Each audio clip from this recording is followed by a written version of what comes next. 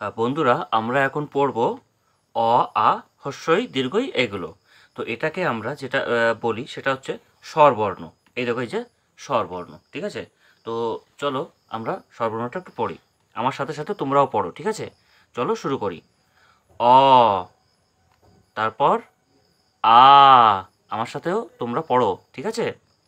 তারপর হ্রস্বই, তারপর দীর্ঘই, তারপর কি বলো তো, হ্রস্ব, তারপর দীর্ঘ, তারপর রি, তারপর পড়বো আমরা এ, তারপর ওই, তারপর কি বলো তো, ও, আর একদম সবার শেষে ঔ। ঠিক আছে? তাহলে চলো আমরা এগুলো একটু লিখি। হুম, তো চলো শুরু করি। এগুলো মুছে ফেলি, মুছে আমরা প্রথম থেকেই শুরু করি। দেখো, প্রথম হচ্ছে কি বলো তো, অ। এই দেখো, এই যে প্রথমে আমরা লিখবো অ, ঠিক আছে? এই যে অটা দেখতে পাচ্ছ না, এটা, ঠিক আছে? তো চলো, এই দেখো, এটা হচ্ছে অ। এটা আমি কি লিখলাম, আমার সাথে বলো, অ।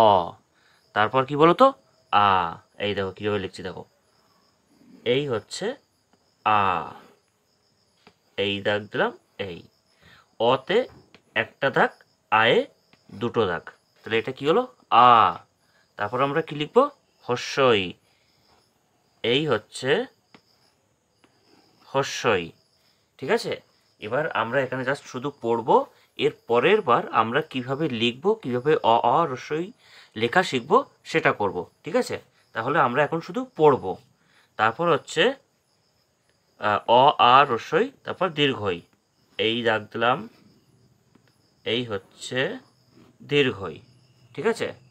তারপর কি বলতো, হস্য,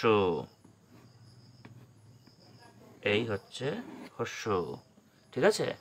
তারপর আমরা কি লিখবো বলতো, দীর্ঘ, এই হচ্ছে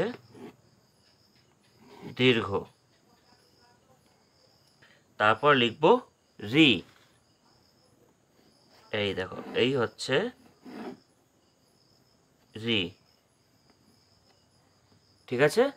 তারপর কি বলতো, এ, এই হচ্ছে এ।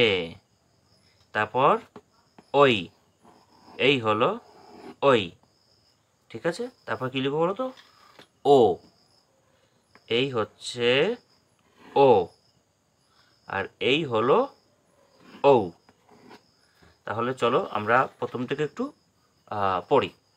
তাহলে আমরা কি পড়ছি, স্বরবর্ণ, ঠিক আছে? আমরা কি পড়লাম, কি পড়ছি, এটা স্বরবর্ণ।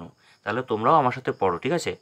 এইটা অ, তারপর কি বলো তো, আ, তারপরে কি হবে বলো তো, এটা হচ্ছে হস্যই, তারপর হচ্ছে দীর্ঘই, তারপর হচ্ছে কি বলো তো, হস্য, তারপর কি বলো তো, দীর্ঘ, তারপর হবে রি, তারপর হবে এ, তারপর হবে ওই, তারপর হবে ও, তারপর হবে ঔ, ঠিক আছে? তো এই দেখো, এই হচ্ছে আমাদের বইটা, আর এটা হচ্ছে অ। আমার সাথে তোমরা আবার পড়ো, ঠিক আছে? আমার সাথে জোরে জোরে তোমরা পড়ো। তো চলো শুরু করি। অ, তারপর আ, তারপর হস্যই, তারপর দীর্ঘই, তারপর কি বলো তো, হস্য, তারপর দীর্ঘ, তারপর রি, তারপর এ, তারপর ওই, তারপর ও, তারপর ঔ, ঠিক আছে বন্ধুরা? তো এটা হচ্ছে আমরা স্বরবর্ণ পড়লাম। এরপরে আমরা পড়ব ব্যঞ্জনবর্ণ। পরের পাঠে আমরা ব্যঞ্জনবর্ণ পড়ব।